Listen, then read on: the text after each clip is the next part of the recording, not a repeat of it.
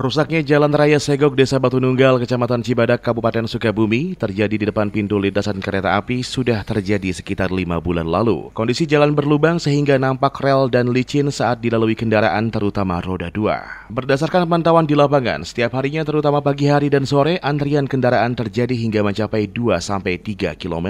Hal tersebut mendapatkan keluhan dari sejumlah warga karena setiap melintas harus menurunkan kecepatan kendaraan karena licin dan rusak dan membuat kemacetan terjadi. Menurut salah seorang warga sekaligus pengendara, Denny Arisandi mengatakan, kemacetan kerap terjadi di perlintasan tersebut. Bahkan sering ada pengendara yang terjatuh akibat licin saat melintas rel, terutama saat turun hujan.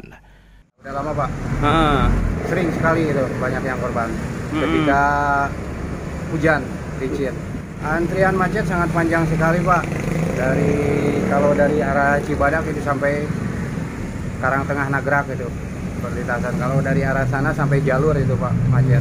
Harapan sebagai warga ya pinginnya cepat-cepat diperbaiki lah. Atau dalam artian kemungkinan di aspal gitu, Pak. Ya kemungkinan kami nggak mau isinya ada hal-hal yang tidak diinginkan lagi. Meski sering terjadi kemacetan saat melintas, namun demikian mereka mengaku terpaksa karena jalan alternatif menuju Cibadak dan Bogor sangat jauh dan berharap segera ada perhatian serta perbaikan dari pemerintah. Dari Cibadak, Kabupaten Sukabumi, Ujang Heriaman melaporkan untuk Dinamika.